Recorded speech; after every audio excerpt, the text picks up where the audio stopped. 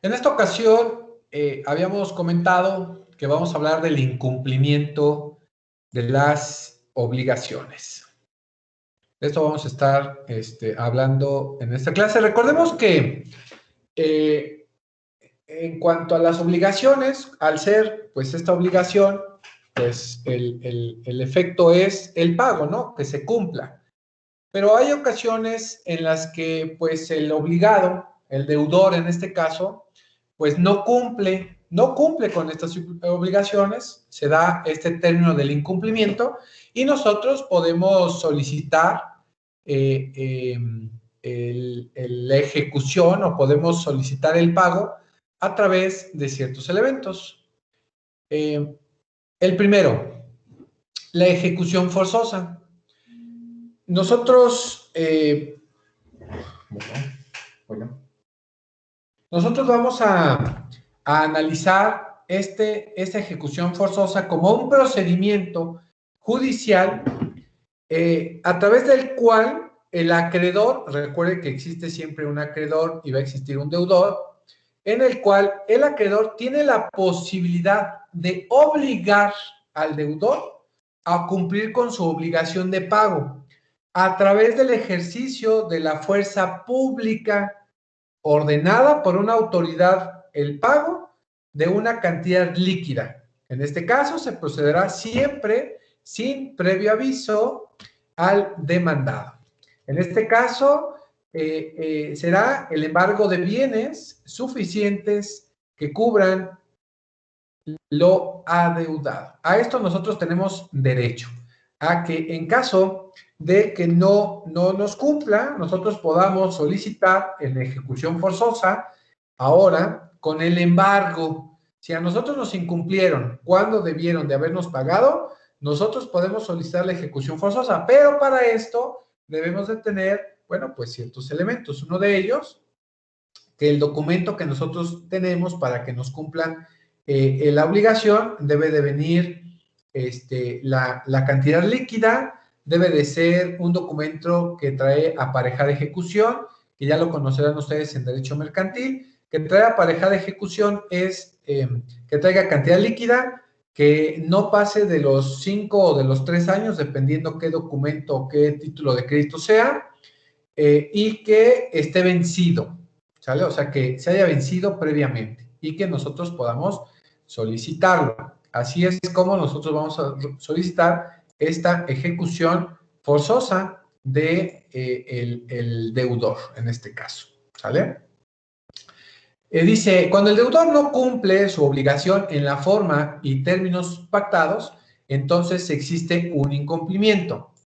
En esa situación o en esa virtud, el acreedor tiene el derecho de obtener una suma de dinero equivalente a la ventaja que le hubiese procurando el cumplimiento objetivo y exacto de la obligación, con el fin de resarcir el perjuicio que le ha ocasionado dicho incumplimiento.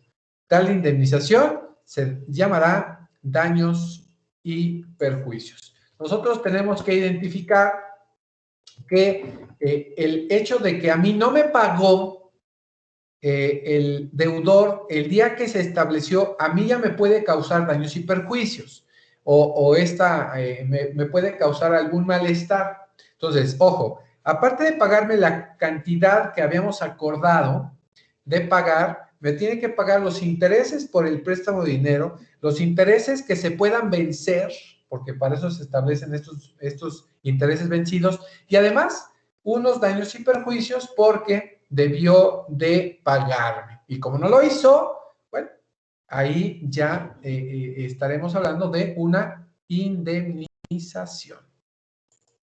¿Sale? En este caso. Ahora, en este daño se ve la necesidad de que el acreedor sea indemnizado para que su patrimonio alcance el nivel que tenía antes del incumplimiento. En el perjuicio se tendrá que indemnizar a la persona en medida de la forma en que pudo haber obtenido ganancias, sin no haber mediado el incumplimiento. ¿Sale? A eso se refiere.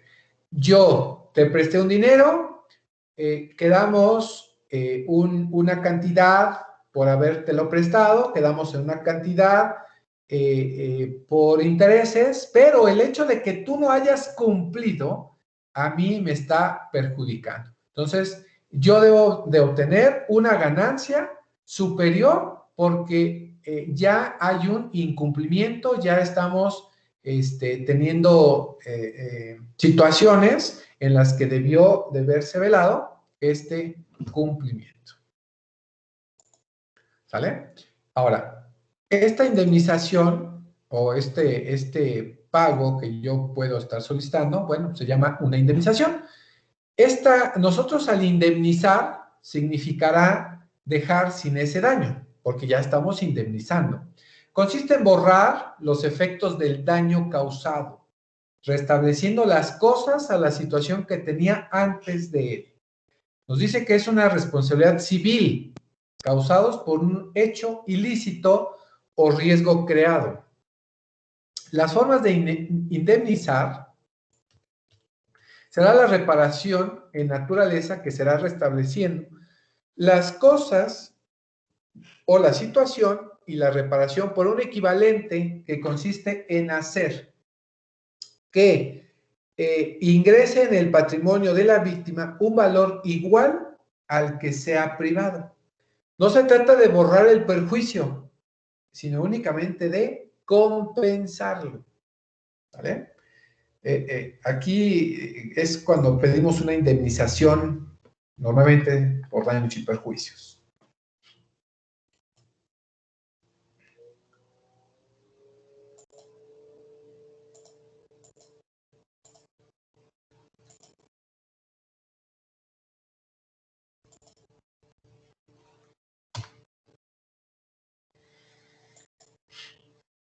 Ahora, existen dos clases de indemnización.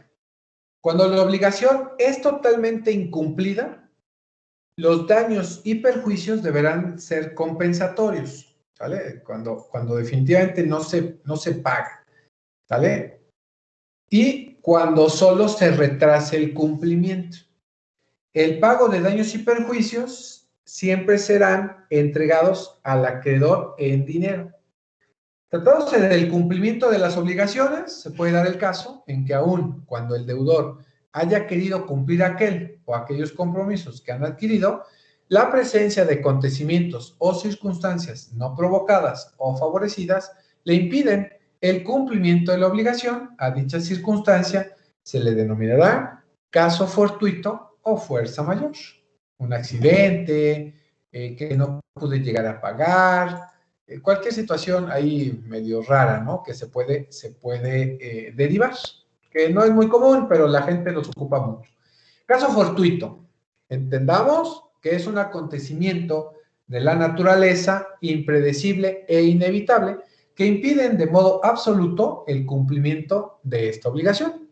La fuerza mayor es un acontecimiento debido a actos de terceros impredecibles e inevitables que impiden al deudor cumplir con sus obligaciones en forma absoluta. ¿Sale? Son distintas, no tienen que ver. Fuerza mayor es que chocó el camión en el que iba, chocó o se fue la luz del suburbano, ¿no? Un ejemplo. El caso fortuito es que hubo una inundación, ¿no? Un caso fortuito, y que no pude cumplir con mi obligación.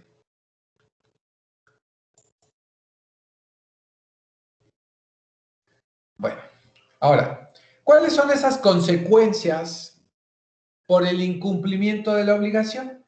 ¿Cuáles son esas consecuencias? Primero, la rescisión de la obligación, del saneamiento por la evicción y el saneamiento por vicios ocultos. Estas van a ser las consecuencias del que se haya incumplido en la obligación. Primero, vamos a analizar la rescisión de la obligación. ¿A qué se refiere?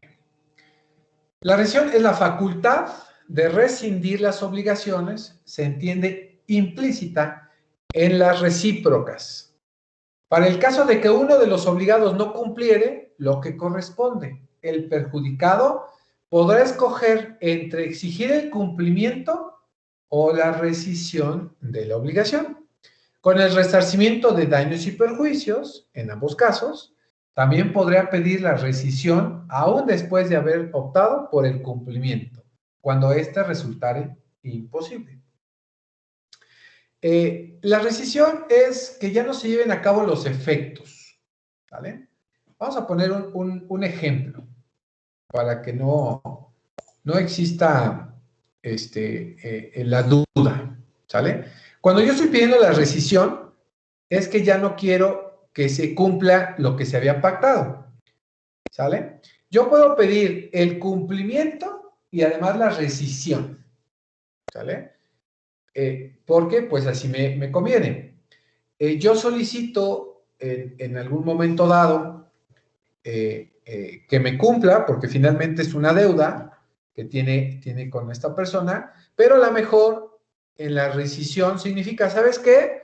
Regresemos todo al momento en el que estábamos, regrésame, no sé, por ejemplo, lo hacen mucho los bancos, ¿sabes qué? Regrésame el inmueble, cuando es un hipotecario, regrésame el inmueble y ya, ¿no? Ahí quedamos. O de un crédito de vehicular, de un crédito para un vehículo, ¿sabes qué? Regrésame el vehículo y ahí quedamos. Hay una rescisión.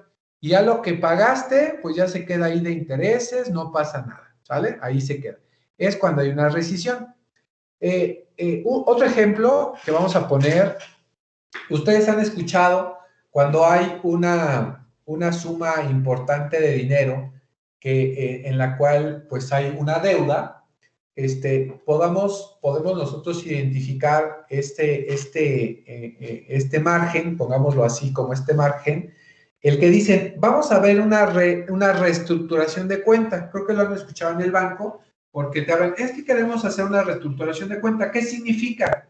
Cuando hay una deuda, pueden haber reestructuras de deuda. ¿Qué significa? Mira, vamos a hacer algo. Por lo que tú me debes más de cómo iniciamos la deuda. Vamos a hacer algo. Dadas las circunstancias, vamos a restituir todo. Como si tú no me hubieras pagado nada, como el borrón y cuenta nueva, ¿no? Tú no me has pagado nada y yo no te he cobrado nada. Vamos a empezar de cero. Porque si yo te cobro lo que me debes más intereses y más interés sobre interés, la verdad es que me debes más de que hubiese sido la deuda al principio. Le pasa mucho esto a personas que dejaron de pagar las casas, sus casas o sus créditos hipotecarios. Que una vivienda o un vehículo que costaba, no sé, al principio en el vehículo 400,000 pesos o 300,000 pesos y una casa que valía 500,000, y por haber dejado de pagar, una casa puede llegar a costar 1,500,000 pesos, imagínense, el triple, y un vehículo puede costar 1,000,000 de pesos cuando realmente costaba 300,000 pesos. Entonces, bajo esas circunstancias, se le llama la reestructuración de cuenta, que es esta parte de la rescisión de la obligación. ¿Sabes qué? Ya no pagues nada, vamos a empezar de cero. Como si no hubieras pagado nunca nada, pero vamos a empezar de cero. Es decir, te tomo en cuenta desde ahorita. Lo que ya me pagaste, mira, ya, olvídalo. Porque si yo te cobro a como hoy sería, vas a pagar una deuda mucho más grande.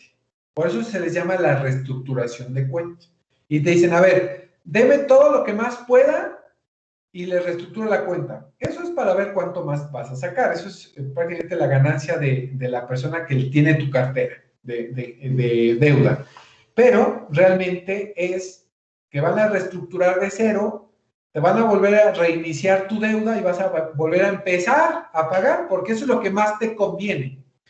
¿Sale? Entonces, ese es un ejemplo. El otro, el que les decía, que ¿sabes qué? La rescisión, regrésame el vehículo, regrésame el inmueble y ya estuvo, ¿no? Vete a buscar a ver dónde, vete a rentar, pero ya. Eso es una rescisión. Puede ser, por ejemplo, en otras situaciones que yo te pagué alguna situación con un vehículo, te di un inmueble y ya no se pudo cumplir la obligación, y sabes que mira, déjalo así, yo te regreso lo que me diste, tú me regresas lo que me habías otorgado. Se restablece y no pasa nada. ¿Por qué? Porque no puedes cumplir, no puedes. El resto, la obligación no se puede cumplir. Entonces hay una rescisión. La rescisión es la devolución y es que todo se devuelva al estado en que se encontraba antes de iniciar esta obligación. Entonces, a eso se refiere, esta rescisión. ¿Por qué? Porque puede ser, o sea, ya no se puede dar el cumplimiento, entonces, pues es imposible, vamos a restablecer y ya no pasa nada. Se puede dar. Hay ocasiones, como les digo, en el banco, que sí, ¿sabes qué? Vamos a rescindir la obligación, pero vamos a iniciarla otra vez, se puede. Hay una rescisión, hay un cumplimiento, pero previamente hay una rescisión en cuanto a esa obligación y pues vuelves a reiniciar. No pasa absolutamente nada.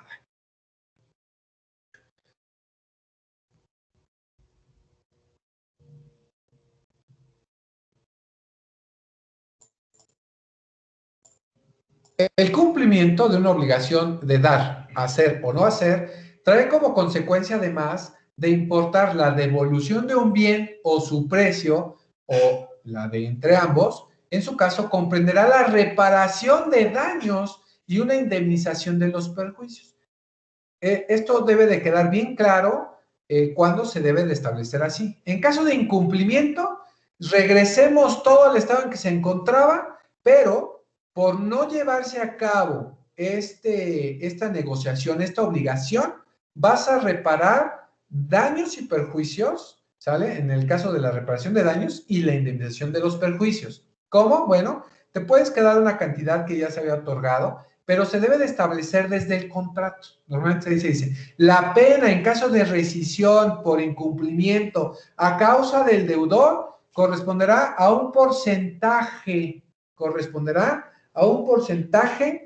que corresponda de la obligación. Normalmente esta obligación es el anticipo. ¿Sabes qué? El anticipo ya no te lo voy a regresar porque es parte de la reparación del daño, de la indemnización de estos perjuicios que se generaron, porque al ya no hacer la negociación contigo, yo me vi afectado. ¿Sale? Entonces, se debe de establecer estos daños y estos perjuicios desde el inicio. Ahora, ¿qué son los daños y qué son los perjuicios? Bueno, el concepto de daño se entiende por daño la pérdida o un menoscabo sufrido en el patrimonio por la falta de cumplimiento de una obligación que ya habían pues cerrado, ¿no? Ese es un daño, es esa pérdida, ese menoscabo que yo puedo sufrir porque una persona no cumplió su obligación. Ese es el daño. Ahora, el perjuicio se reputa perjuicio la privación de cualquier ganancia lícita que debiera haber obtenido con el cumplimiento de su obligación. Claro, si tú cumples tu obligación, yo hubiese obtenido una ganancia porque pues no estoy vendiendo porque me sobra, sino por una situación. Entonces, yo, aparte del daño, puedo obtener un perjuicio. Por eso es que siempre se les dice, vas a pagar daños y perjuicios. Los daños se entiende como ese daño, esa pérdida, ese menoscabo al patrimonio por falta de esa obligación. Y el perjuicio es de una ganancia que yo pude haber obtenido, pero que por tu culpa de no haber cumplido, yo no gocé. Entonces, puedo tener derecho a estos daños y perjuicios. Y recuerden que se deben establecer desde el primer momento. ¿Sale? Los daños y perjuicios deben de ser consecuencia inmediata y directa de la falta de cumplimiento de la obligación, ya sea que se hayan causado o que necesariamente deban causarse. ¿Sale? Aquí no es que, oye, es que yo me comprometí a que tú me ibas a pagar para yo poder cumplir con esta obligación. Si tú no me pagaste y se puede identificar ese daño, ese perjuicio, entonces sí puede ser. O simplemente, como no me pagaste, para evitar esa parte, yo pude haber obtenido, pero como no tengo cómo referenciar que pude haber obtenido, no es necesario. Pase o no pase, o tenga prueba, o tenga o no tenga, me vas a pagar los daños y perjuicios por la rescisión de la obligación.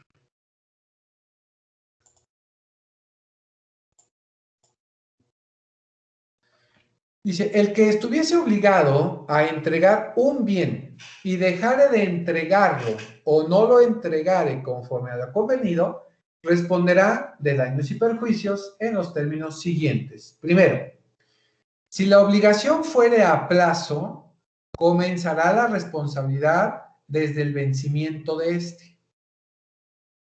2.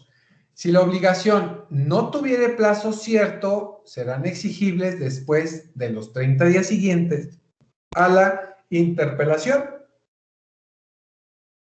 o comúnmente llamada solicitud judicial o por fedatario público. Esto en cuanto a la rescisión de la obligación. Recuerden que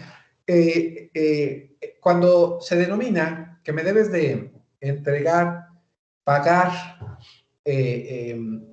una situación, un bien, un pago, lo que sea, y no lo hiciste en la forma de vida o definitivamente no lo hiciste, vas a responder de esos daños y perjuicios, ¿sale?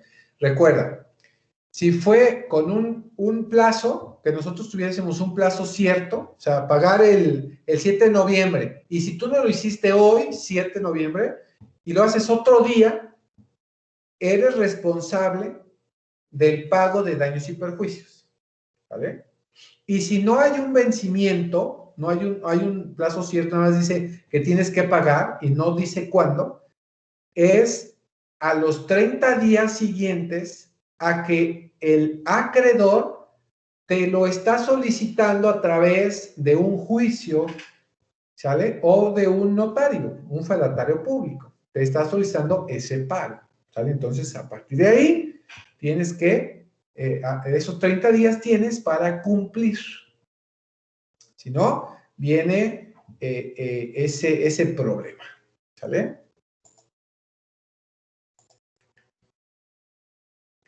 Bueno, esto en cuanto a la rescisión de la obligación. También decía que el segundo efecto va a ser del saneamiento. Una cosa es rescisión, ¿no? Terminas y por la rescisión, por no haberme pagado, por tu incumplimiento, me vas a pagar daños y perjuicios, pero va a ser rescisión, ¿vale? Eso es una cosa. Ahora, viene la segunda consecuencia, el segundo efecto de este incumplimiento, que es el saneamiento por evicción. ¿Y a qué se refiere este saneamiento por evicción? Dice,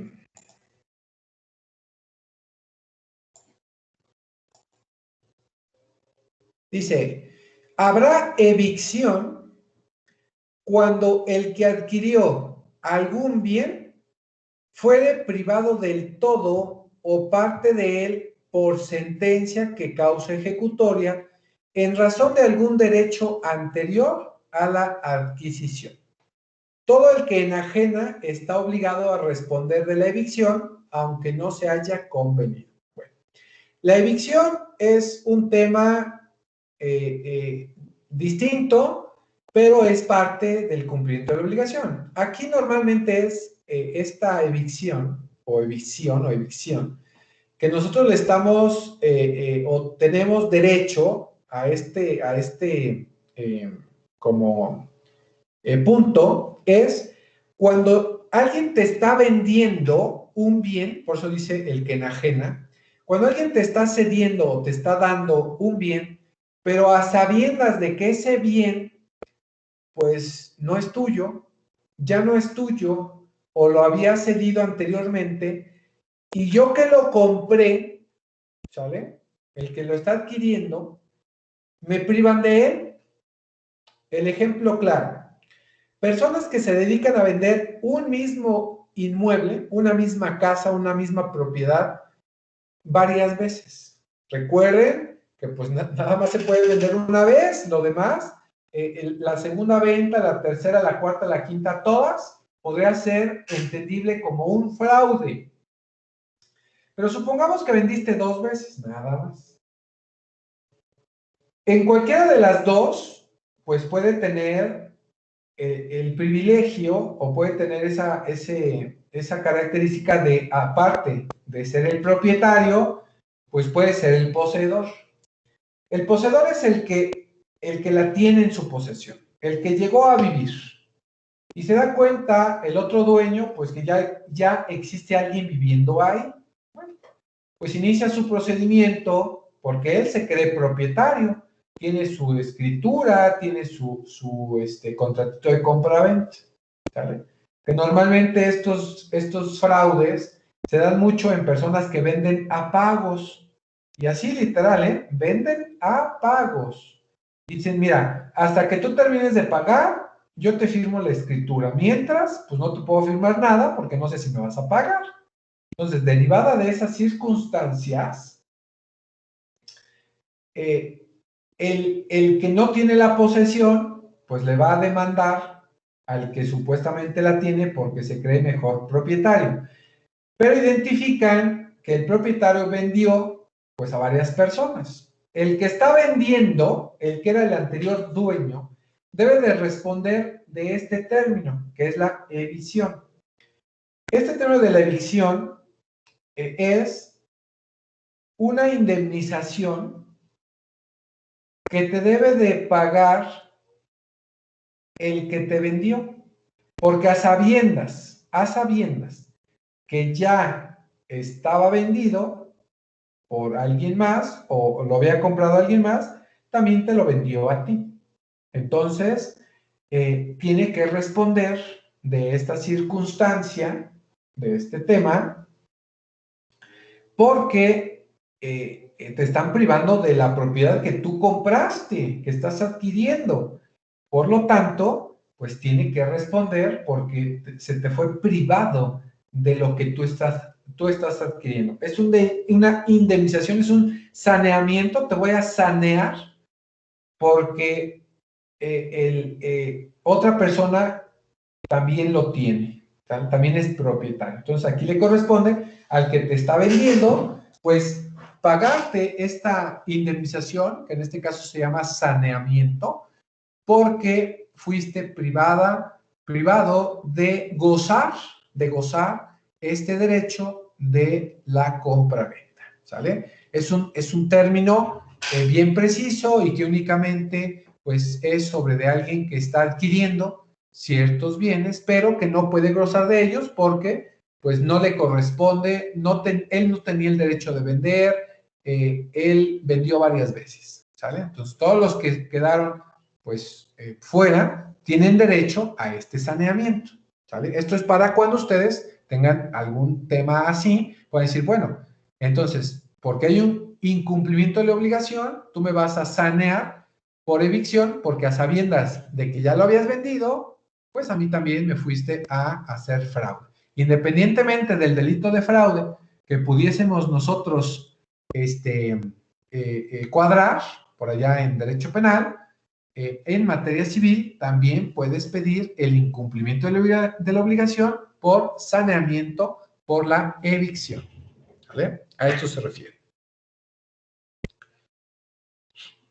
Y también existe el saneamiento por vicios ocultos. También existen los vicios ocultos. ¿Cuáles son estos vicios ocultos?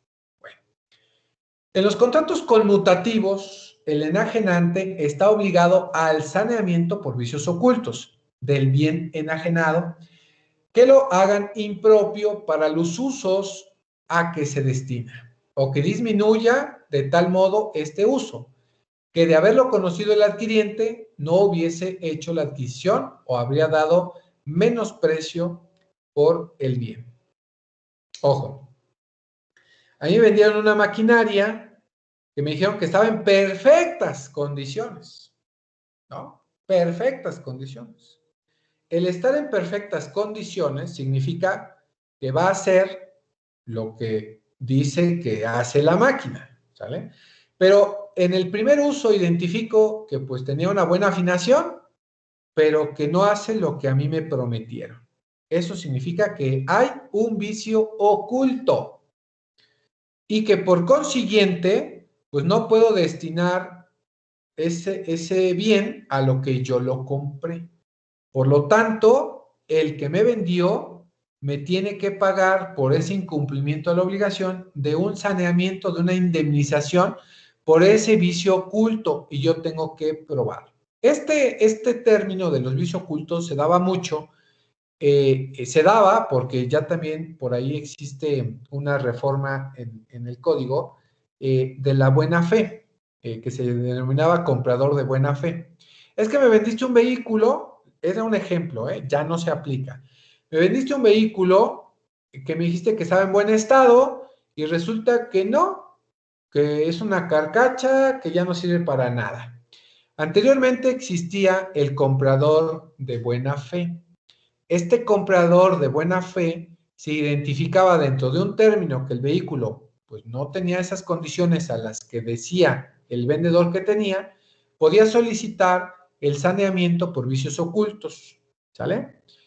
Y por eso se llamaba que de haber sabido que tenía tal situación o no paga lo que en realidad le costó porque esa desperfectura para poder afinar o para poder componerlo pues amerita un gasto y que nada más tenía ahí como que una ayudadita, lo llevaron al taller e inmediatamente lo vendieron. Eso se llamaba comprador de buena fe y tenías el derecho de solicitar el saneamiento por vicios ocultos.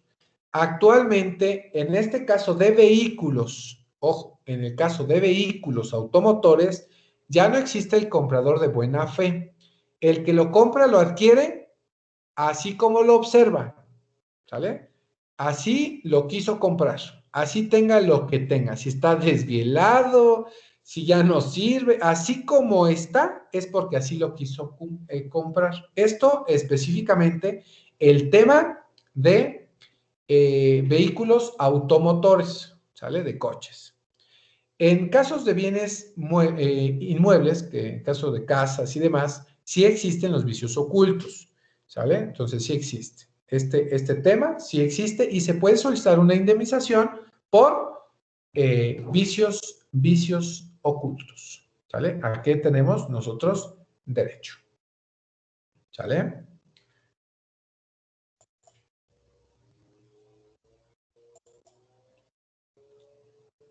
Bueno, ¿dudas con este incumplimiento de la obligación en cuanto a la indemnización por daños y perjuicios, al saneamiento por evicción y el saneamiento por vicios ocultos? Esto es lo que puede generar por incumplimiento de obligaciones. ¿Sale? Ahora, una vez analizada esta situación, vamos a pasar a los derechos que protegen, en este caso, al acreedor. Acuérdense, en las obligaciones existe el acreedor y el deudor. ¿Cuáles son los derechos que protegen al acreedor?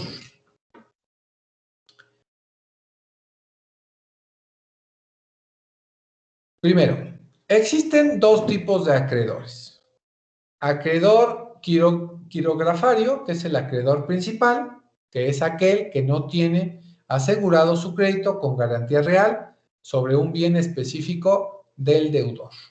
Y un acreedor con garantía real es aquel que asegura su crédito con una garantía real de un bien del deudor o de un tercero, ejemplo, una prenda o una hipoteca. Vamos a analizar los dos. El acreedor quirografario es un acreedor principal.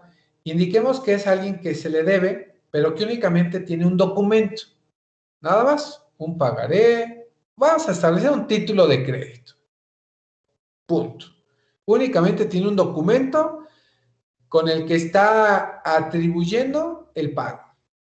¿Sale? O con este está protegiendo su pago. Y existe también un acreedor con garantía real. En este caso, cuando fui a pedir dinero o fui a pedir un préstamo, dejé en prenda o en hipoteca un bien. Emprenda cuando vamos a empeñar algo. Lo primero que nos dicen, bueno, te voy a prestar dinero, pero ¿qué me vas a dejar en prenda? ¿No? Pues son los empeños. O una hipoteca. Normalmente son estos créditos hipotecarios. ¿Cómo funciona? Nosotros solicitamos un crédito y para que el banco, en su caso, la persona financiera, me atribuya que yo tenga que pagar, pues me obliga prácticamente a dejar ese bien en hipoteca, lo inscribe y hasta que no lo termine de pagar, me va a liberar pues esa hipoteca, ¿sale? Me va a liberar de esa deuda, ¿sale? Por eso esos son los derechos que van a proteger al deudor. Ahora, dentro de estos derechos que van a proteger al acreedor, tenemos la acción pauliana, tenemos la acción declaratoria de simulación, la acción oblicua y el derecho de retención. Vamos a analizar los 4 derechos y vamos a empezar por la acción pauliana. Primero, la acción pauliana. Nos dice que es aquel acto jurídico que el acreedor puede invocar cuando el deudor tiene el propósito de evadir el cumplimiento de su obligación. ¿Sale? Entonces, ojo, es un derecho del acreedor. ¿Sale?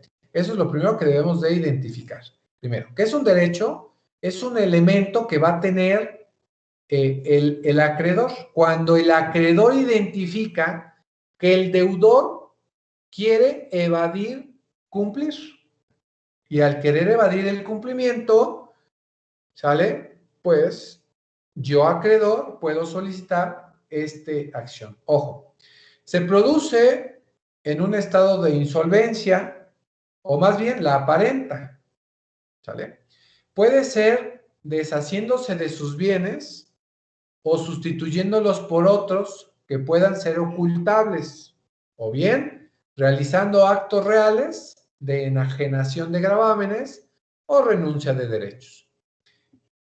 Vamos a poner varios ejemplos para ir identificando. Se supone que es un derecho que está protegiendo al acreedor.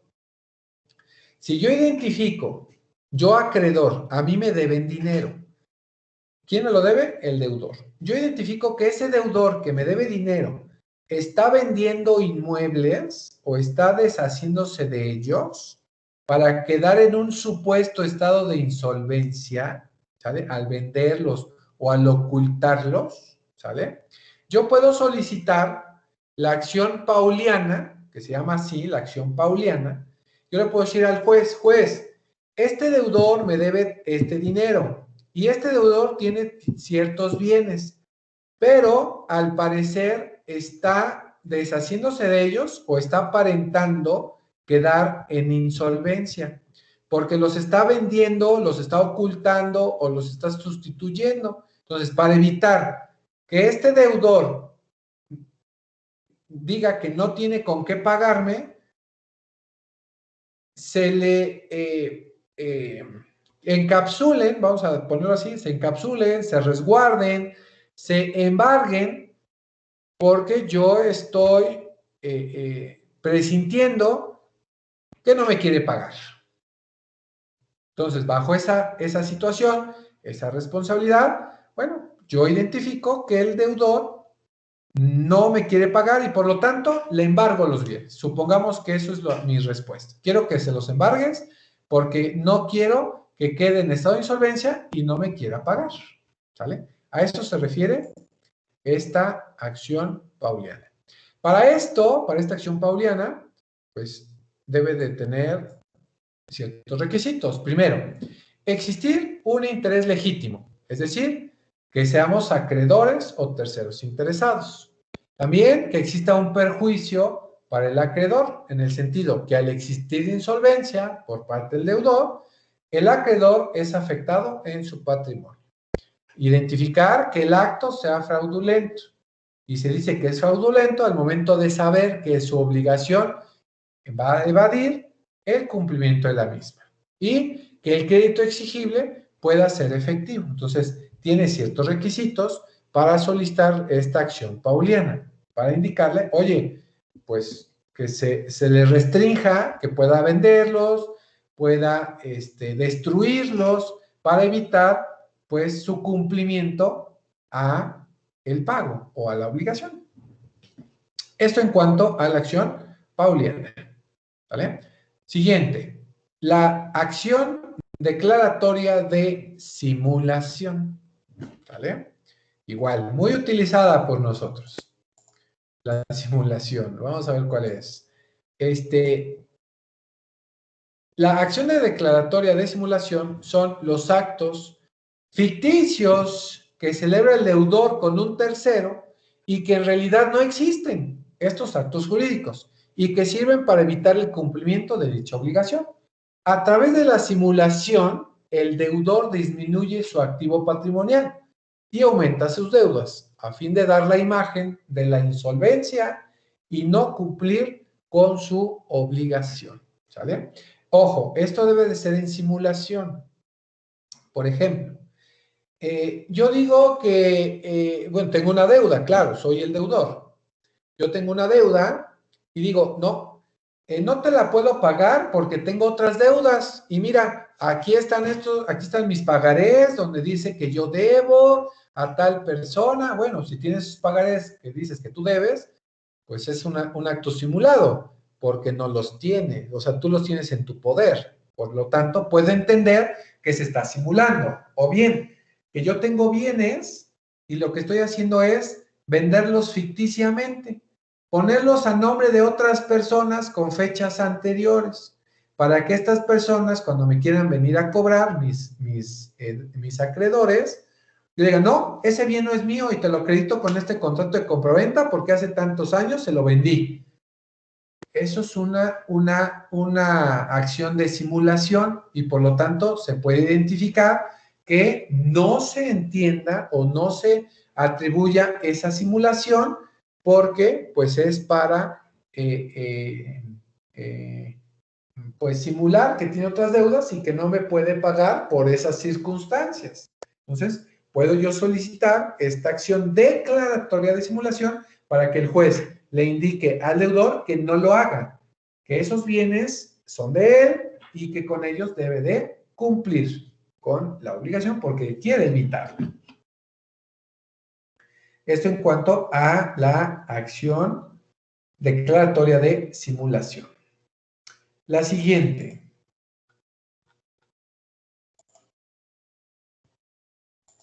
La acción oblicua. Esta acción oblicua son aquellas cuando el acreedor es a la vez deudor de otro acreedor. Esto ya lo vimos, ¿no? En la transmisión, ¿no? Algo así habíamos visto. Son aquellas cuando el acreedor es a la vez también deudor de otra persona. Y este a su vez no tiene la posibilidad de cumplir con su obligación. El último acreedor puede obligar al deudor del primer a cumplir con dicha obligación. Ojo, vuelvo a analizarlo, ¿eh? El deudor también es, este acreedor, o sea, vamos a poner ejemplos. Yo soy acreedor de alguien, ¿sale? A mí me deben dinero, pero a su vez, yo debo dinero a alguien, ¿sale?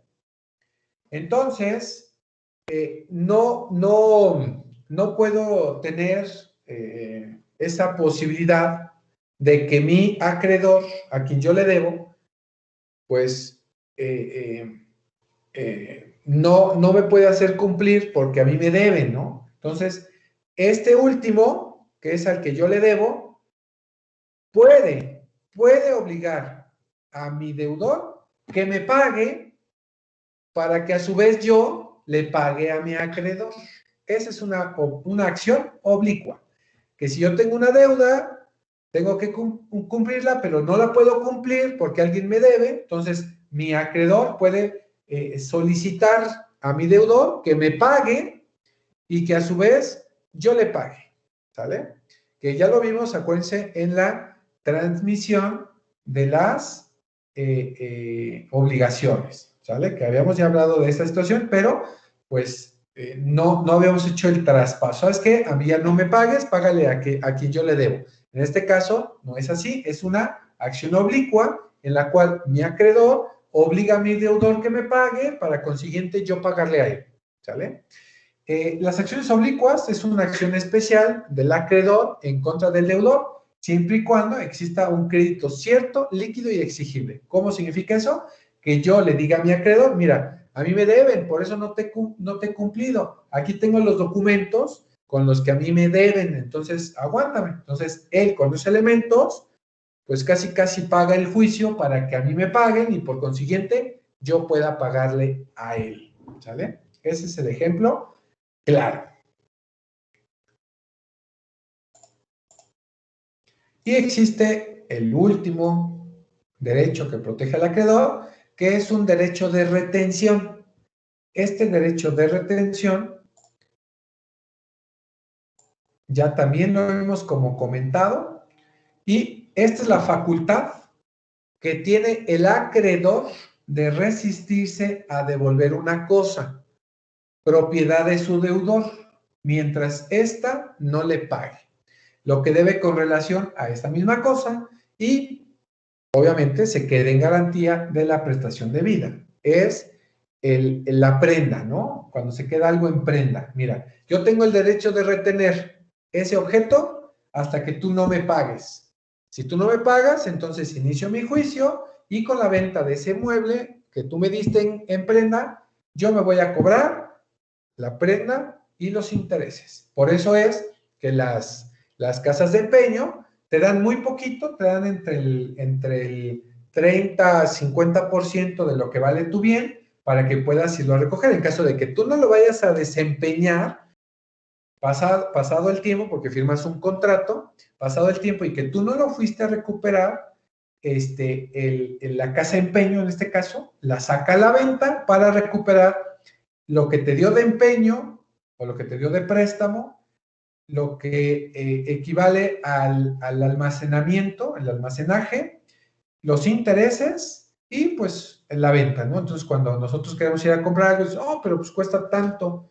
Bueno, pues porque tengo que recuperar lo que yo presté, mis intereses, el que yo lo haya tenido en almacenaje y sacado a la venta al público. Entonces, por eso es que pues el valor no es tan bajo como pensáramos. Digamos, lo dejo perder y lo saco en la venta, ¿no? Lo compro cuando lo saquen a vender y cuando lo sacan a vender dices, ay, no, está el doble que a mí me dieron. Pues claro, porque este es el derecho de retención que tiene y lo puede tener así, ¿sale?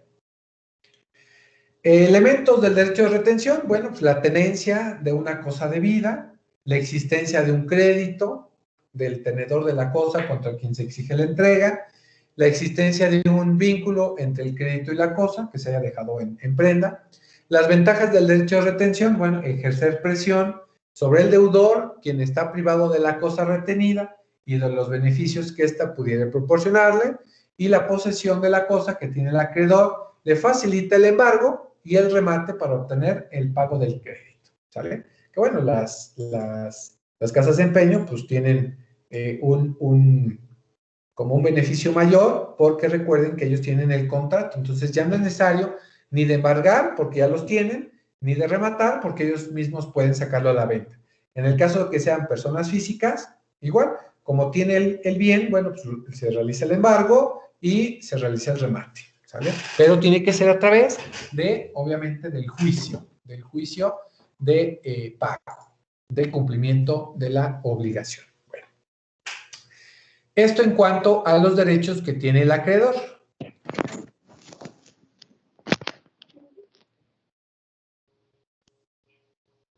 ¿Sale? Y vamos a ver, por último tema, último tema, va a ser la extinción de las obligaciones. Claro, decíamos que si existen, bueno, pues derechos, incumplimientos, transmisión de las obligaciones, el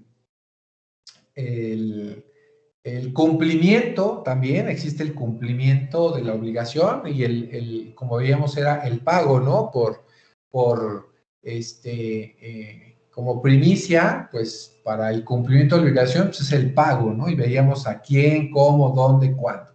Ahora, vamos a ver este tema de la extinción de las obligaciones. Esta extinción de las obligaciones se puede hacer por compensación. Acuérdense que la extinción no refiere el pago, porque ese es el cumplimiento. Cuando cumples el pago, pues estás cumpliendo y por lo tanto hay una extinción.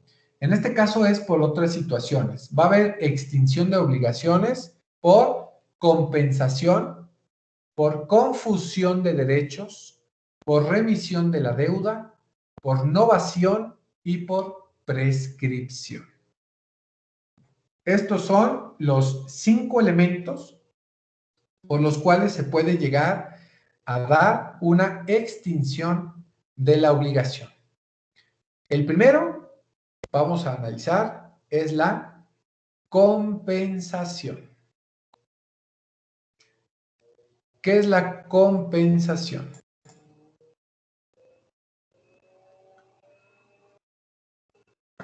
Compensación tiene lugar cuando dos personas recíprocamente reúnen la calidad de deudor y de acreedor. El efecto de la compensación es extinguir las dos deudas hasta la cantidad que importe la menor. La compensación solo produce cuando ambas deudas sean de dinero o de bienes fungibles, ¿sale? ¿Qué se hace? ¿Han escuchado ustedes en algunas ventas? Dice, quiero comprar este bien, pero te lo quiero pagar con un vehículo, ¿no? O con otro bien, ¿no? Ya sea otra casa, no sé, otra propiedad. Bueno, a eso se refiere la compensación, que los dos recíprocamente pues reúnen entre deudor y acreedor, ambos son deudores, ambos son acreedores, de ambos. ¿Por qué? Bueno, porque se hace esa compensación. A ver, este inmueble que tú me quieres vender vale $1,000,000. Yo te voy a pagar primero con otro bien que vale 300,000. Entonces hay una compensación. Únicamente entonces ya te deberé en cuanto a la compensación de bienes, de precios, ya nada más te debo 700,000 pesos. Esto te lo voy a pagar con efectivo, con tales situaciones, ¿sale? Entonces, una vez que se dé la compensación, hay una extinción de obligaciones, ¿sale? También se puede dar cuando dicen, ¿sabes qué? Mira, te voy a pagar este inmueble con otro, así únicamente.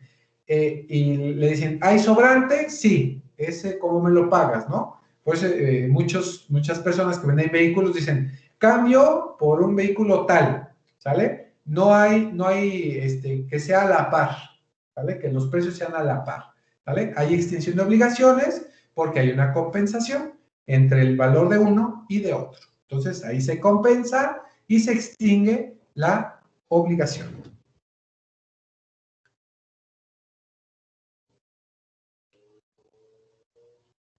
Siguiente, la confusión de derechos. No es que se confundan, no. Es la confusión. Aquí la obligación se extingue por confusión cuando las calidades de acreedor y de deudor se reúnen en una misma persona. La obligación renace si la confusión cesa. ¿Sale? Ojo, aquí. ¿Sabes qué? Me debes tal cantidad porque te vendí una parte de mi inmueble. ¿Sale? Entonces, existe una obligación de pagarme. Entonces, como no se puede pagar, ¿sabes qué? Te vendo o te regreso este inmueble, pero págame lo que yo te di. Ah, bueno, órale. Entonces ahí hay una confusión, porque ahí ya soy acreedor y soy deudor, ¿sale? Ya me están regresando pues, ese mismo bien y únicamente pues estoy pagando a lo mejor alguna situación. Obviamente tengo que analizar si hay daños y perjuicios, si hay evicción y demás. Totalmente distinto, pero se va a extinguir pues esa obligación porque ya convinimos con qué vamos a hacer con la obligación. ¿Sale? Esta es la confusión de derechos.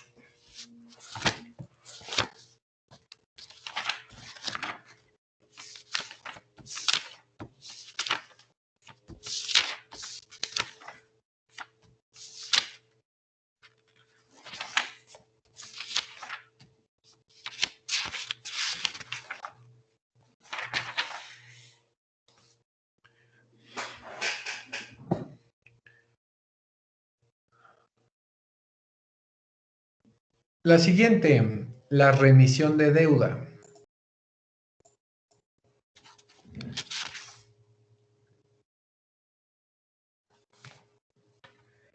La remisión de deuda. Aquí el acreedor puede renunciar a su derecho y remitir en todo o en parte las prestaciones que le son debidas, excepto en aquellos casos en que la ley lo prohíbe. La remisión de deuda es, ¿sabes qué? Mira, ya no me pagues nada, ya a mí no me pagues nada, ¿sabes qué? Quédate con lo que te tengas que quedar, ya no me importa. O aquí en esta, por ejemplo, es que dice, estipula exactamente que es la renuncia a ya no querer cobrar más, porque no sé, ¿cómo les explico? Mira, págame aunque sea lo principal, lo que me debías, y ya no me pagues los intereses. Con tal de que me pagues lo que te presté, ya, me doy por bien servido. A ese se lo denomina extinción de la obligación. Si bien es cierto, yo estoy renunciando a esa deuda, pero es porque llegué a un convenio contigo. ¿Sabes qué? Mira, ya, aunque no me paguen los intereses, págame aunque sea lo que yo te presté. Cuando se da eso, se hace esta renuncia de ese derecho, se regresa, pues así pues se renuncia y ya no me debes nada, pero hay estipulación. Ay, perdón. Hay estipulación de cómo se debe de establecer, ¿sale? Entonces, ahí se estipulará, ¿sale?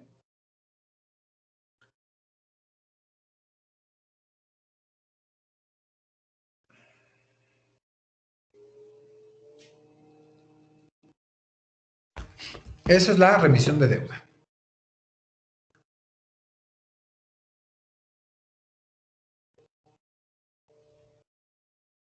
La siguiente, la novación.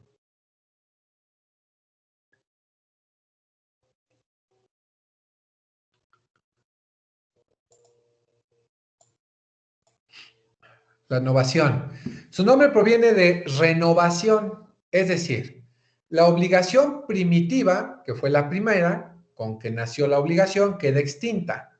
Y en su lugar queda una nueva para producir efectos legales. Se extingue una obligación existente por la obligación que sustituya a la primera. Su definición legal dice, hay novación de una obligación cuando las partes en ellos interesados la alteran sustancialmente sustituyéndola por otra. Aquí recuerden que les dije hace un momento que había una reestructuración de cuenta. Cuando nosotros hacemos esta situación de la extinción de, extinción de obligaciones, hacemos referencia a que dejamos de tener aquella deuda y la volvemos a iniciar, el borrón y cuenta nueva, ¿sale? Cuando hablamos de extinción de obligaciones, se refiere a la novación a ese término. ¿Sabes qué? Vamos a extinguir todo lo que habíamos realizado y volvamos a iniciar la nueva. Es decir, la van a revivir. Se deja sin validez la anterior, la primera, y ahora cuenta a partir de este momento, bajo algunas circunstancias, ¿sale? Hay ciertas circunstancias. Esta debe de constar por escrito.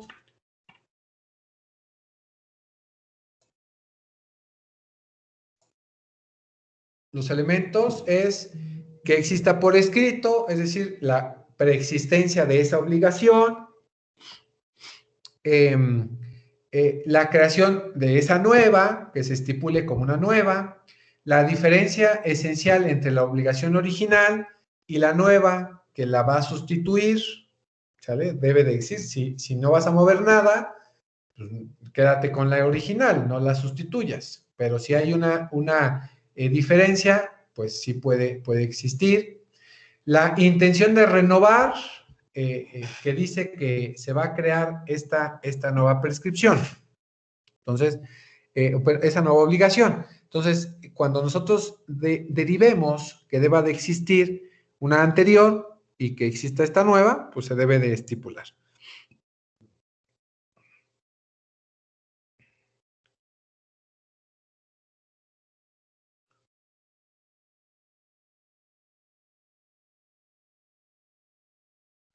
¿Sale? Esto hace referencia con ahora, recordemos que siempre en deudas va a existir un fiador o un aval. Bueno, dice por allá la ley, cuando la novación se efectúa entre el acreedor y algún deudor solidario, los privilegios o hipotecas del antiguo crédito solo pueden quedar reservadas con relación a los bienes del deudor que contrate la nueva obligación.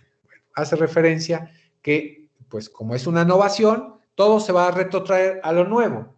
Todo va a empezar a contar de lo nuevo. Lo anterior debe de dejarse ahí como algo primitivo, algo primero, y hasta ahí. Se va a renovar todo, se renueva en fecha, se renueva en cantidades, se renueva en todo. Y dejando atrás lo que ya quedó. Normalmente es una reestructuración de cuenta. Lo que ya me pagaste, ya que quedé ahí, vamos a volver a iniciar con montos iniciales y pues para ver y que ya cumplas esto original, ¿sale? A esto se refiere, ¿sale? La novación. Y la última, la prescripción. ¿Cómo dar por extinta esta obligación, pero por prescripción? Primero, si va a prescribir, pues es que hay una extinción por no solicitarlo a tiempo, ¿no? Dice, prescripción es un medio de liberación de la obligación mediante el transcurso de cierto tiempo. Entonces, ojo, también existen ciertos lineamientos para que tu acreedor solicites el cumplimiento de la obligación de cierto tiempo. Si tú no exiges el cumplimiento de la obligación por ese incumplimiento, tú tienes cierto tiempo y que si no lo solicitas dentro de ese término legal, se va a prescribir y por lo tanto tú ya no puedes solicitarlo porque no lo hiciste en el momento que debiste, ¿sale? Claro, hay condiciones preestablecidas en la ley, ¿sale? Hay condiciones que se deben establecer, que deben de preverse, ¿sale? ¿Qué elementos debe tener la prescripción? Bueno, primero, el transcurso de cierto tiempo, ¿vale?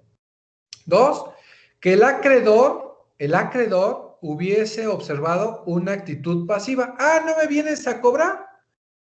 Está bien.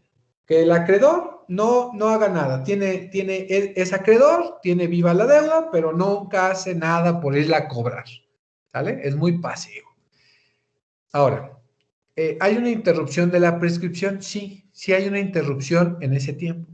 Durante el transcurso del tiempo, el acreedor demanda al deudor o lo interpreta judicialmente.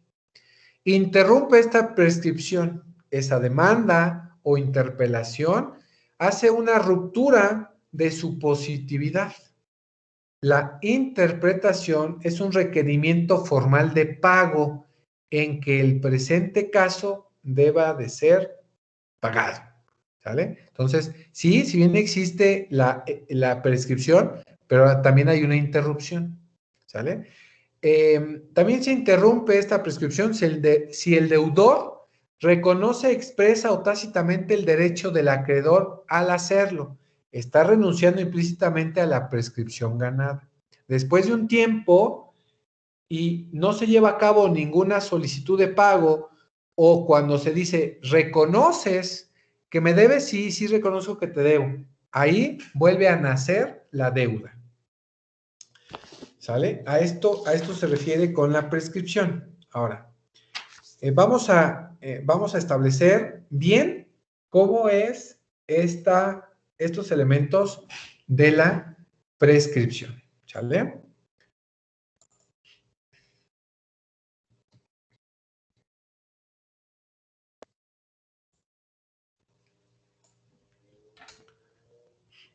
Y para eso vamos a traer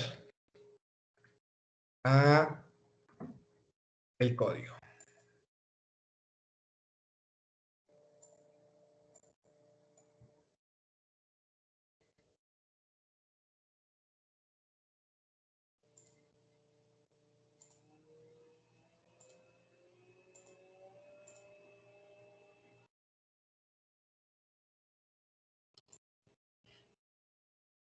Un segundo, ando buscando mi código.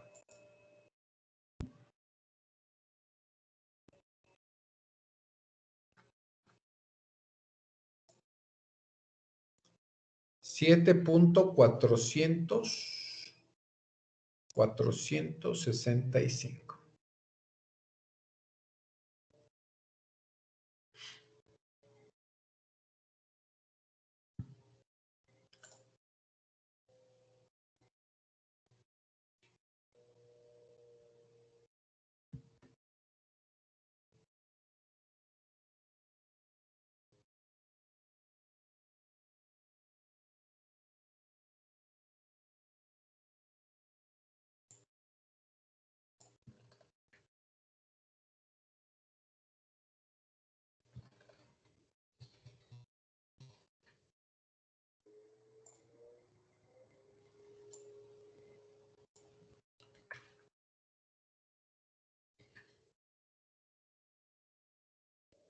¿Quiénes son personas beneficiadas con la prescripción? Y para eso, la ley, código me establece que para la prescripción extintiva aprovecha o son beneficiadas todos los deudores, aún a los que por sí mismos no puedan obligarse.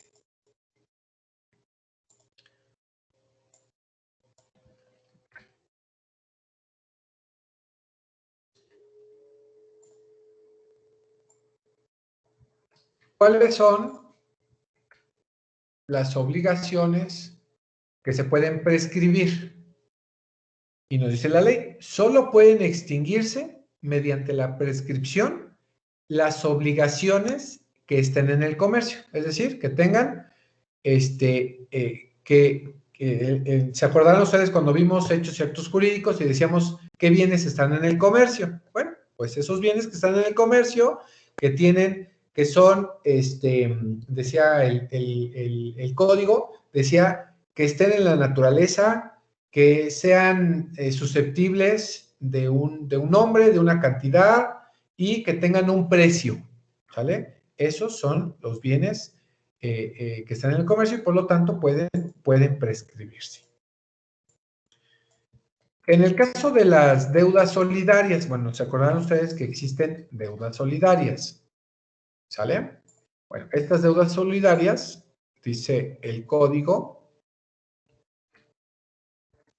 dice, la liberación que por prescripción favorezca a un codeudor solidario no aprovechará a los demás, sino cuando el tiempo exigido haya debido correr del mismo modo para todos ellos.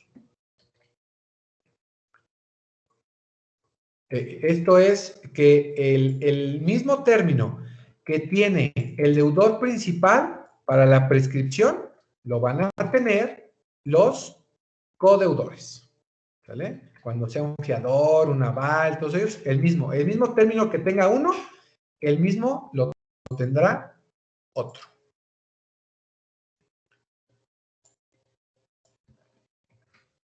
Siguiente, acción contra deudores solidarios que no prescriben. Ah, miren, no prescriben.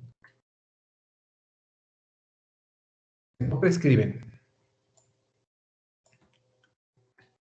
Dice, en el caso previsto en el artículo anterior, en el que estábamos analizando, dice, el acreedor solo podrá exigir a los deudores que no prescribieren el valor de la obligación, deducida la parte que corresponda al deudor que prescribió. Entonces, si son deudores solidarios, es decir, en el caso de los deudores mancomunados, ¿sale? Únicamente pueden exigir la parte que les corresponde y la parte que no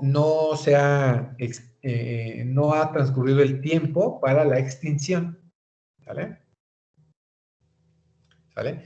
Derivado de eso, igual la prescripción a favor del deudor principal aprovecha sus fiadores. O sea, el mismo tiempo que nosotros vamos a tener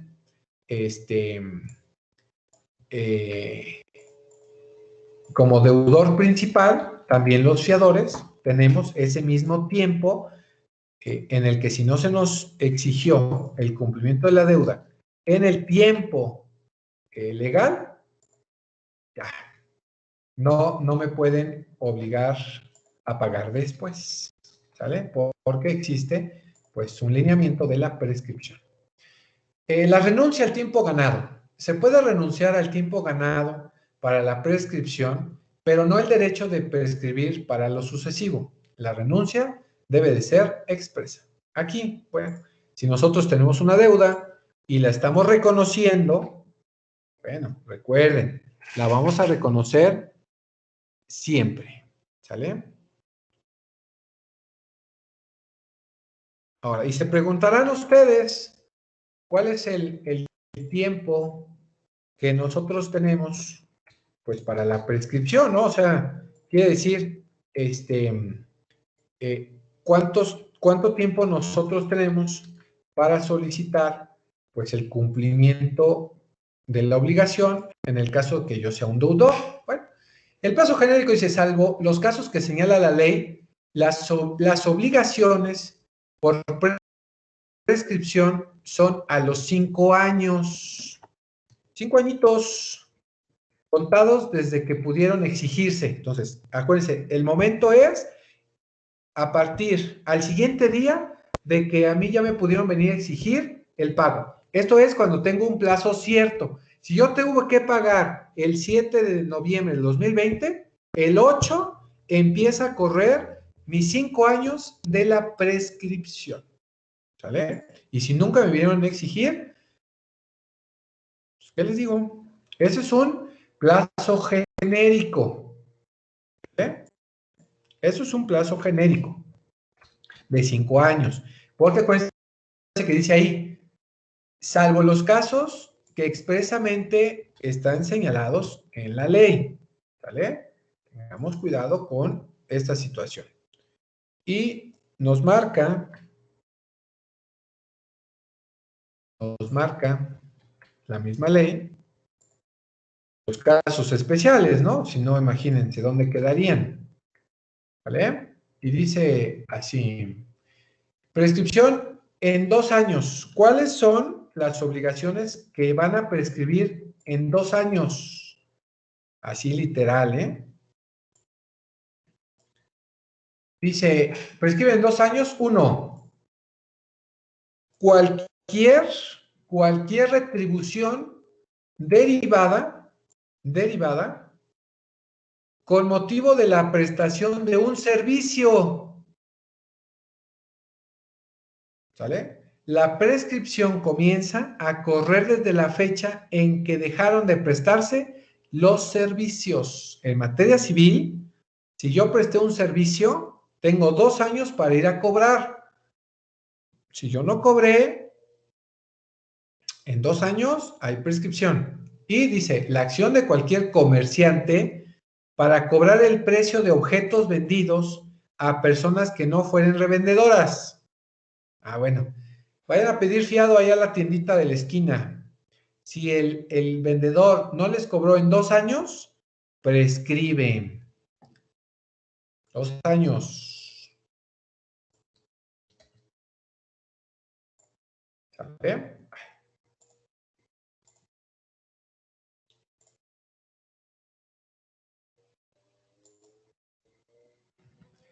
Este plazo de los 2 años para los comerciantes, el siguiente, dice, la prescripción corre desde el día en que fueron entregados los objetos, si la venta no se hizo a plazos, ¿eh? O sea, esto es distinto.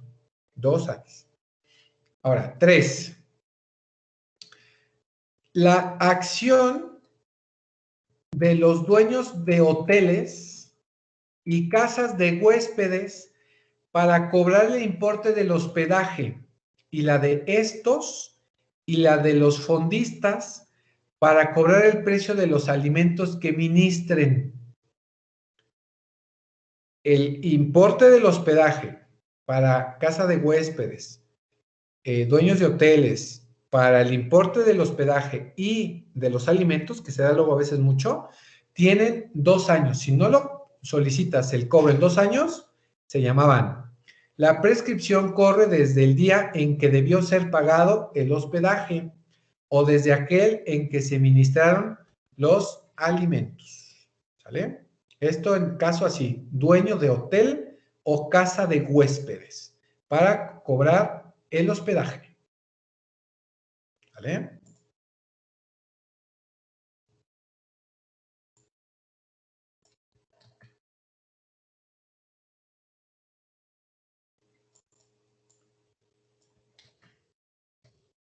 Ahora, ¿qué pasa con las prescripción de prestaciones periódicas? Lo que decía que era a plazos, ¿sale? Cuando es a plazos. Dice, prescripción por prestaciones periódicas, cuando son a plazos,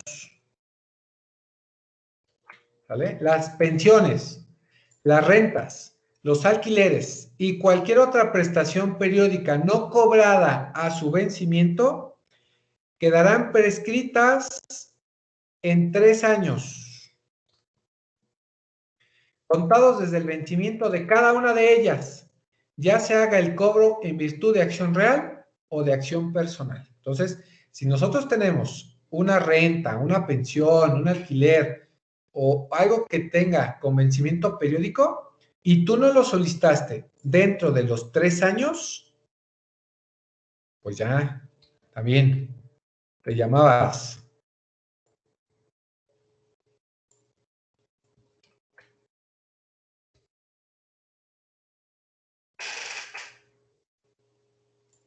Y dice el siguiente artículo,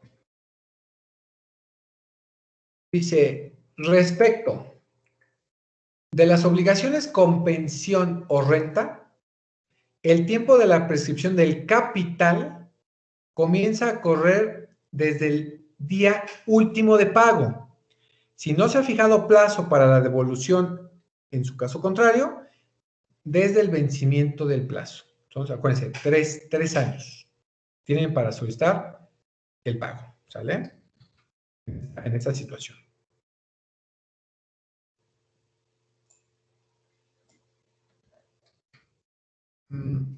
Otro, una obligación. Bueno, acuérdense que existen también obligaciones en el caso de los que deban de rendir cuentas, que son los tutores, que son los,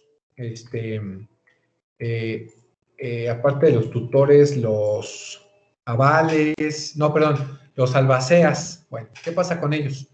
Prescripción de la obligación de rendir cuentas. Prescribe en 3 años, Si no solicitaste cuentas en 3 años, va a prescribir la obligación de rendir cuentas y las obligaciones líquidas que resulten de la rendición de cuentas. En el primer caso, empieza a correr desde el día en que el obligado termina su administración. En el segundo caso, desde el día en que la liquidación es aprobada por los interesados o por sentencia que cause ejecutoria.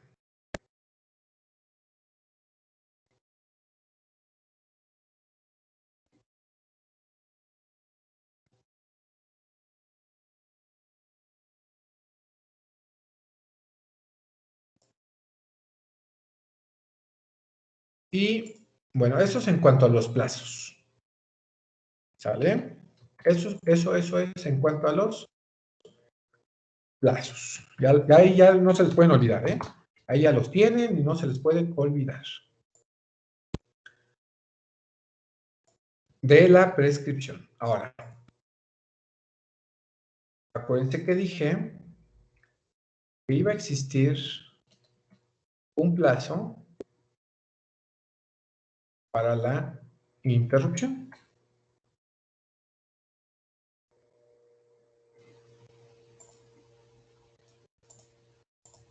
¿Sale?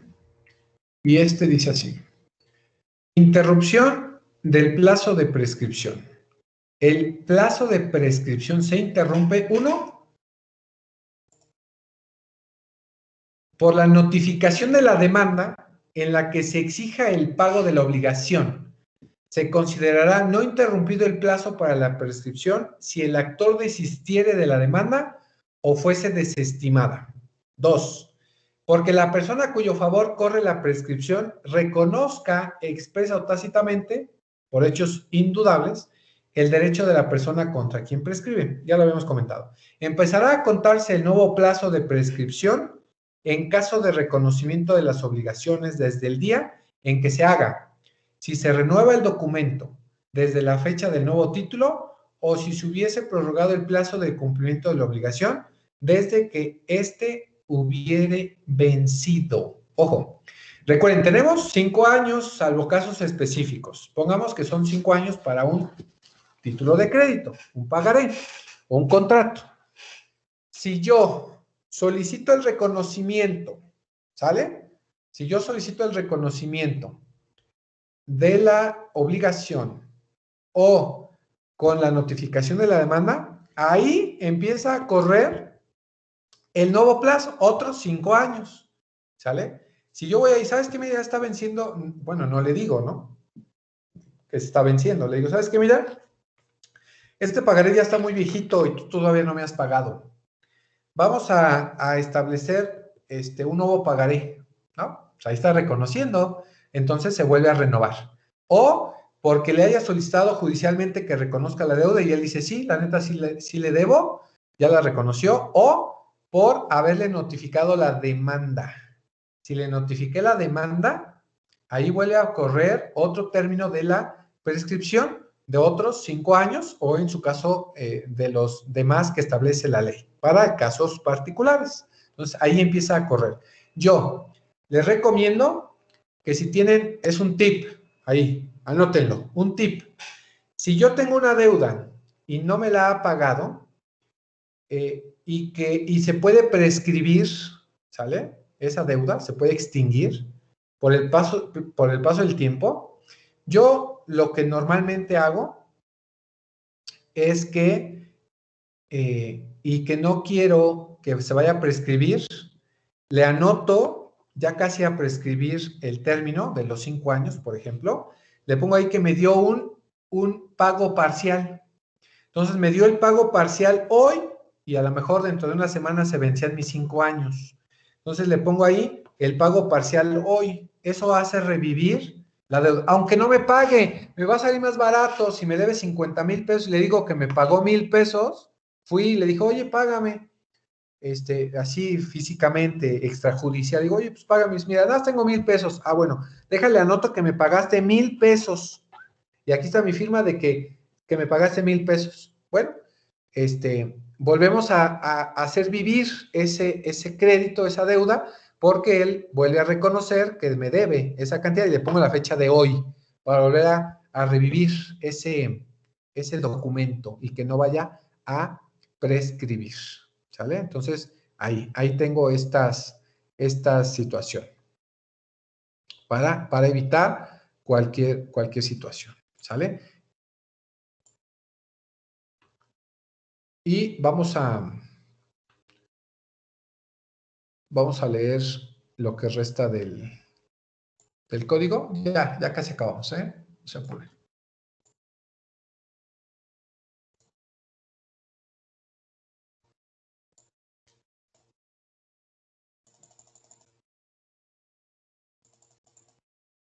En cuanto a la interrupción de obligaciones solidarias, dice el artículo, las causas que interrumpen la prescripción respecto de uno de los deudores solidarios, la interrumpen respecto de los otros. Lo mismo, el plazo de la prescripción es para todos, es el mismo, prescribiendo o interrumpiendo una, interrumpe todas.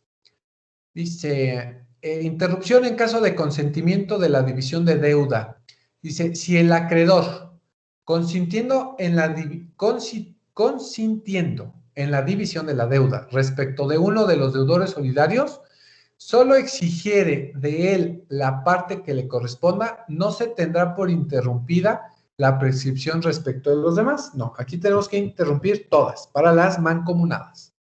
Ahora, la interrupción en caso de heredero del deudor. Dice, lo dispuesto en los dos artículos anteriores es aplicable a los herederos del deudor. Recuerden que las deudas no se extinguen por la muerte del deudor. Y aquí está. Entonces, también hay una extinción, sí, claro, pero es igual, por prescripción. Pero si el deudor le exige el pago al heredero, se va a interrumpir la extinción. Aquí, por si no me creían y que tenían la duda de que a la muerte del deudor se extinguía la deuda, no es cierto. Tendría que ser hasta la extinción, pero por prescripción. Y también se puede interrumpir, ¿sale? Esta prescripción. Aquí dice, es aplicable a los herederos del deudor. Entonces, igual, si tú como acreedor no le fuiste a cobrar a los herederos, te va a extinguir tu deuda, por prescripción. Efectos de la interrupción contra el deudor. La interrupción de la prescripción contra el deudor principal produce los mismos efectos contra su fiador. Ahí, hablamos exactamente lo mismo, no hay problema. Para que la prescripción de una obligación se interrumpa respecto de todos los deudores mancomunados, se requiere el reconocimiento o notificarlos a todos. Acuérdense, cuando son mancomunados, tenemos que ir a notificar todos y que todos reconozcan. Si son solidarios, no importa. Aquí con que el deudor principal reconozca, todos los deudores solidarios reconocen y todos prescriben. En el caso de la interrupción de la prescripción, lo mismo. Si es fiador solidario, interrumpe, y si son mancomunados, ahí tengo que ir a notificarlos a todos o que todos reconozcan la deuda. Bueno, ya expliqué el de la interrupción de la prescripción a favor de alguno de los solidarios, aprovecha a todos. El efecto de la interrupción es inutilizar para la prescripción todo el tiempo transcurrido antes de ella. Entonces, no importa que se hayan transcurrido 4 años, 364 días, y que ese día yo solicite la demanda, ahí prescribe, ahí. Ya no va a prescribir, se va a interrumpir esta prescripción, ¿vale?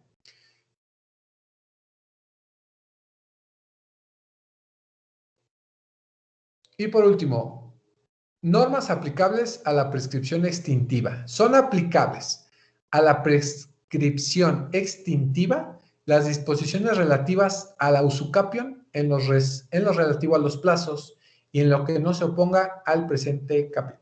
Bueno, igual.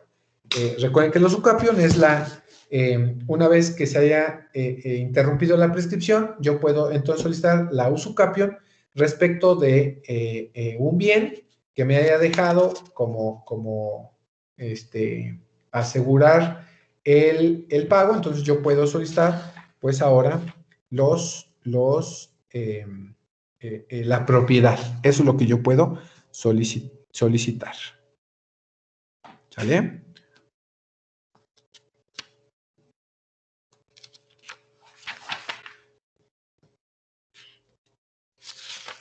¿Dudas, jóvenes?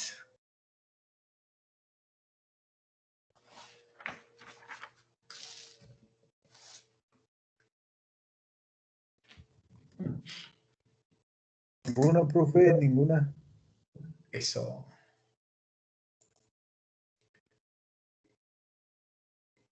Bueno, con respecto a el tema de las obligaciones, pues es todo.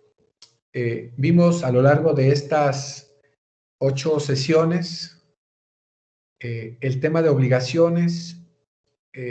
A algunos de ustedes les pudo parecer tedioso, a algunos no, pero es muy importante que identifiquen este tema porque de aquí se derivan los contratos, de aquí se derivan convenios, de aquí se derivan muchas situaciones y cómo tener bien esa relación, ¿sale? El nacimiento de la obligación, la transmisión de las obligaciones, los efectos de la obligación, el pago, los derechos del acreedor y las formas de transmisión de las obligaciones que les dije y la extinción de las obligaciones, que la más importante pues es la prescripción, que sí existe una prescripción, que si a mí no me hacen valer el pago en el término prescrito legal, que son de 5 años en términos generales, bajo algunas especificaciones que son 2 o 3 años,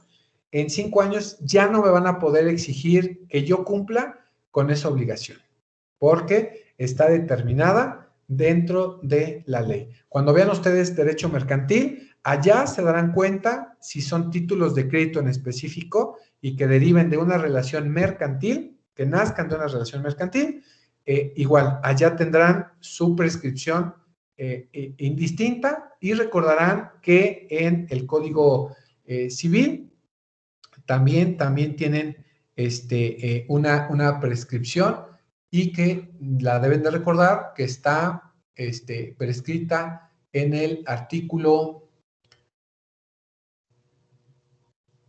7.474. Este es el plazo genérico de la prescripción.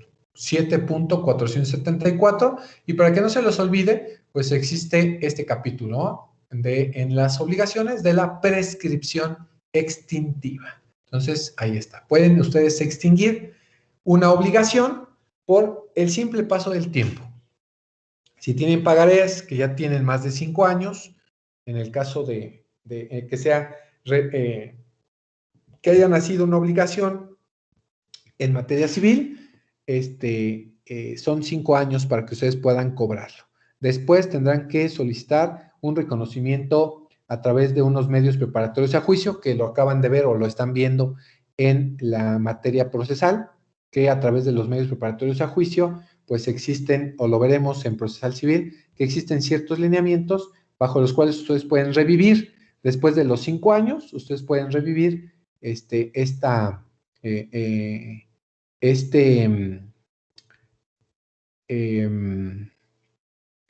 obligación, ¿sale? Si ustedes quieren revivirla después, pues van y le dicen que reconozca la deuda y que a través de este reconocimiento, pues establezca el pago, ¿sale? Bajo esas circunstancias.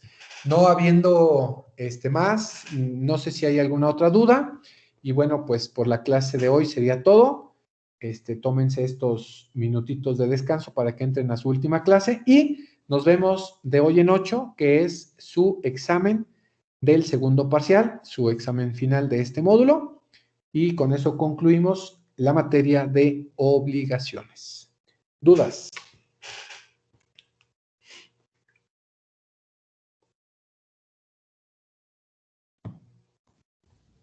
No, profe. Gracias, profe. No hay. ¿Hablen ahora o callen para siempre?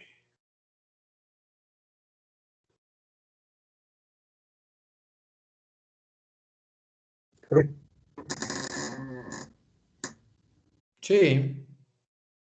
y cuando, por ejemplo, cuando este, cuando uno tiene una deuda y emprenda algo, al tiempo tiene que pasar para allá que uno pueda hacer del inmueble o mueble, ya puede ser dueño. Ahí depende del contrato o también hay un tiempo en el cual ya puede uno ser, bueno, el acreedor ya puede ser dueño de cierto inmueble o mueble que haya dado en prenda por una deuda. Bueno, ya entendí el ejemplo. Tú dejaste en prenda algo para que te prestaran algo, nació una obligación. Tú al siguiente día de que en el contrato se dijo que se tenía que pagar y no te pagó, al otro día tú le demandas el cumplimiento de la obligación, le demandas judicialmente, le dices al juez que se estableció tal circunstancia que no te pagó y que te dejó en garantía algo, en prenda. Tú le dices al juez que se realice el embargo, se realiza el embargo, se lleva a cabo todo el proceso judicial, al final, que ya haya una sentencia, se decreta la venta del bien embargado, o bueno, más bien se le dice al deudor, paga, ¿no tienes dinero? No te preocupes, vendemos el bien que quedó embargado en remate. Te dan remate y en caso que haya sido un inmueble, por ejemplo, que se haya quedado en garantía una casa o un bien, un vehículo, lo que sea, se tiene que otorgar en sentencia y en ejecución de sentencia se hace la firma de escrituras judiciales o el inmueble, ¿no? El bien, el vehículo o lo que haya sido. Hasta en ese momento tú eres propietario. Antes no, antes únicamente eres acreedor respecto a ese bien que dejaron en garantía o en prenda, pero tienes que llevar a cabo un proceso judicial y lo puedes iniciar al siguiente día de que haya vencido el día que quedaron del pago. Al siguiente día que no pagó, tú vas, inicias tu juicio sin problema. Ok, profe. ¿Un vehículo es un bien o